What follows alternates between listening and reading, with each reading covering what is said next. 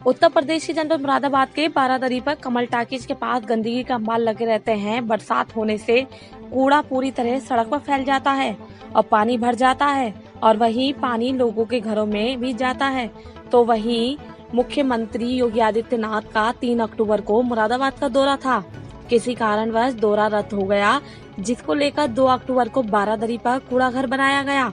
और जब पता चला कि योगी आदित्यनाथ अब मुरादाबाद नहीं आ रहे हैं, तो वह कूड़ा घर 4 तारीख को जेसीबी मशीन के द्वारा गिरा दिया गया।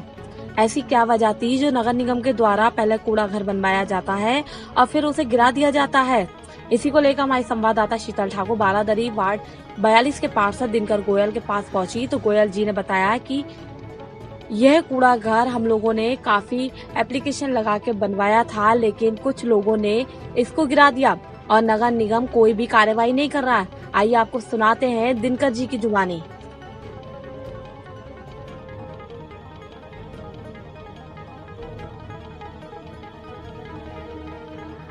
मुरादाबाद में, जहां मुरादाबाद के बारादरी पर हम मौजूद हैं और हमने यहां पर देखा कि जब हमारे मुख्यमंत्री योगी आदित्यनाथ 3 तारीख को मुरादाबाद का दौरा करने आ रहे थे, तो वही 2 तारीख में उनके एक दिन पूर्व आने से यहाँ बारादरी पर कमल टाकीज के बाहर एक कूड़ा घर बनाया गया था, जो कि टीन शेड के द्वारा बनाया गया था, जो कि 2 तारीख में कंप्लीट नहीं हो पाया था। उसमें नीचे बिछाने के लिए रह गया था और पोस्टर वगैरह रह गए थे, लेकिन फिर किसी कारणवश मुख्यमंत्री योगी आदित्यनाथ का मुरादाबाद का दौरा रद्द हो गया।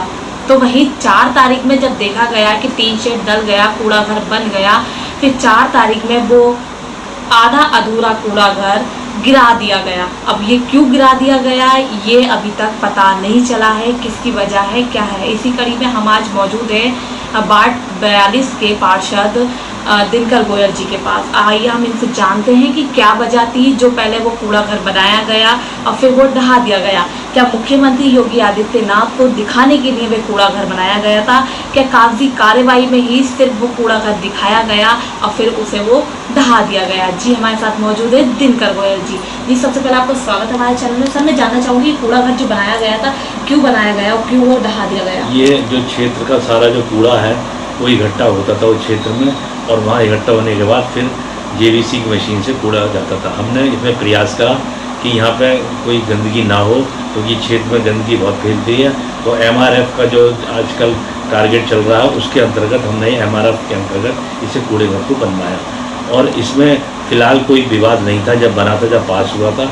लेकिन अचानक ये क्या हुआ ये समझ में नहीं आया कि सुबह 5 बजे के करीब जेवीसी मशीन आई और वहाँ के स्थानीय लोगों ने बताया कि कुछ शायद पुलिस की वर्दी में लोग थे जिन्होंने इसे तोड़वाया। तो क्या वजह रही सर, क्यों किसने तोड़वाया? ये कोई वजह सामने आई है कि किसके द्वारा वो तोड़वाया गया? ऐसा लगता है कि माईपाई क्षेत्र में जो वहाँ पर रसूलदार लोग हैं उनकी प्रॉपर्टी की कीमत कम हो रही थी, इसलिए उन्होंने शायद ढाया।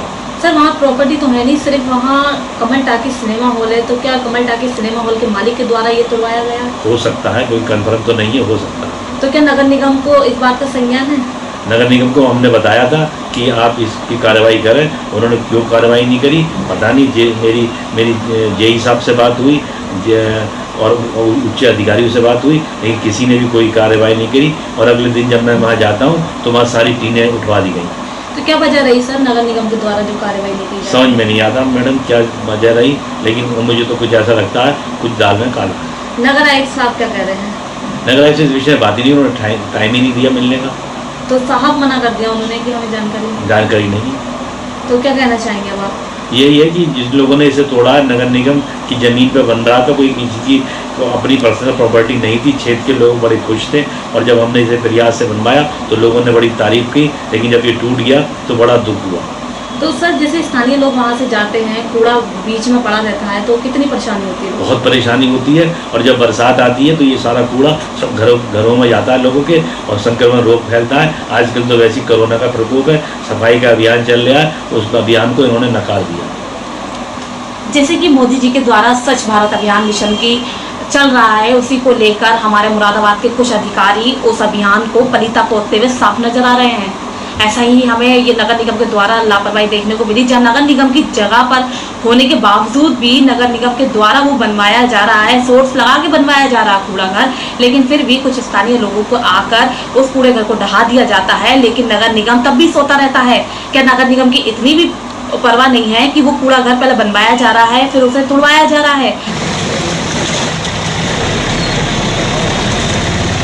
जब पार्षद से सवाल किया गया कि क्या ये पूरा और किया गया तो क्या नगर आयुक्त महोदय को ये पता है, तो दिनकर साहब ने कहा हाँ पता है, लेकिन नगर आयुक्त साहब कुछ भी बोलने को तैयार नहीं है। फिर हमारी संवाददाता कूड़े घर के विषय में ही नगर आयुक्त से बात करने उनके कार्यालय पर गई तो आयुक्त जी के कार्यालय पर 11 बजे ताला लगा हुआ मिला। फोन कॉल पर भी बात करनी नहीं चाहिए तो महोदय जी की कॉल भी रिसीव नहीं हुई। कार्यालय में मौजूद स्टाफ से बात की तो बताया कि 10 से 2 बजे तक नगर आयुक्त साहब बैठते हैं, लेकिन आज नहीं आए हैं, शायद किसी काम में व्यस्त होंगे। आइए दिखाते हैं आपको नगर आयुक्त महोदय का कार्यालय किस प्रकार से वहां ताला लगा हुआ मिला 11 बजे के टाइम पे। मुरादाबाद के नगर आयुक्त के कार्यालय पर, जो कि टाइम आपको बता दे, इस टाइम 11 बजने में 5 मिनट हैं, लेकिन नगर आयुक्त महोदय इस दफ्तर में मौजूद नहीं है। जबकि कल हमारी टीम यहाँ आई थी नगर आयुक्त से कुछ बात करने, कुछ मामले को लेकर सिलसिले में बात करने, तो हम लोग यहाँ 3:30 बजे मौजूद थे कल दोपहर में, तब भी नगर आयुक्त महोदय यहाँ पर मौजूद नहीं थे। अब जब उनके स्टाफ से बात की गई तो स्टाफ ने उनके बताया कि महोदय जी यहाँ पर 10 बजे से 2 बजे के टाइम में उपस्थित रहते हैं, लेकिन आज फिर वही सिलसिला देखने को मिला। नगर आयुक्त जी अपनी कुर्सी से साफ हटे हुए दिखे। 11 बजने में 5 मिनट हैं, लेकिन नगर आयुक्त महोदय यहाँ पर मौजूद नहीं। आइए मैं दिखाती हूँ, मैं यहाँ पर खड़ी हूँ नगर आयुक्त महोदय जी के ऑफिस के बाहर। ये तो है उनका दूसरा गेट नगर आयुक्त महोदय जी का। ये मैं दिखाना चाहूँगी हमारे नगर आयुक्त महोदय जी की नेम प्लेट लगी हुई है संजीव चौहान, जो कि करनी थी, लेकिन महोदय साहब ना ही कल 3:30 बजे मिले और ना ही वह आज यहाँ दफ्तर में मौजूद है। उसके बावजूद भी कल मीडिया कर्मियों के द्वारा फोन करा गया तो उनके किसी ने उठाया, पीए साहब ने उसने उठाया, उसने कहा कि महोदय जी से 5 बजे बात होगी, लेकिन मीडिया कर्मियों ने जब 5 बजे उन्हें कॉल करी तब भी महोदय जी ने कॉल रिसीव नहीं करी और ना ही कोई बात करी। आइए मैं दिखाती हूँ, ये देखिए गेट बंद है, ये लॉक है अभी, ये आप देख सकते हैं। मैं आप कैमरामैन से कहना चाहूँगी कि दिखाए ये गेट देखिए, मैं धक्का मार रही हूँ, मैं हाथ लगा रही हूँ, लेकिन तब भी नहीं खुल रहा है, ये गेट लॉक है। 11 बजने वाले हैं, महोदय जी ऑफिस में मौजूद नहीं है। अब ये आप ही देख सकते हैं कि क्या कहना होगा, क्या जनता आती है, कब जनता आएगी, कब जनता की समस्या सुनी जाएंगी, कब मीडिया कर्मियों से बातचीत होगी। जब मीडिया कर्मियों से बातचीत नहीं होती है तो जनता से क्या बात करते होंगे नगर आयुक्त महोदय। और जो कि 11 बजे का टाइम हो रहा है, वह आज अपने ऑफिस में मौजूद नहीं है। ये तो वक्त की बात है, हम लोग यहाँ आ गए, लेकिन रोज का क्या सिलसिला होता होगा। आइए यहाँ पे कुछ गार्ड भी खड़े हैं, मैं इनसे बात करूँगी, जानूंगी कि क्या है, क्यों नगर आयुक्त महोदय जी कितने बजे आ रहे हैं। जी क्या नाम है आपका? Stock machine. जी सर क्या नाम है आपका? जी सर, ये नगर आयुक्त महोदय जी किस टाइम आते हैं? आते हैं 10:30 तक आ जाते हैं, आज अभी नहीं आए। सर कब तक रहते हैं यहाँ पर? हाँ 2-2-2:30 बजे तक रहते, कल 2:30 बजे तक बैठी थी साहब। अच्छा, टाइमिंग वैसे इनका क्या है? टाइम तो 7 बजे से कई मीटिंग में चले जाते हैं, राउंड पे चले जाते हैं, तो लेट भी हो जाती है, नहीं तो 10 साढ़े 10 तक।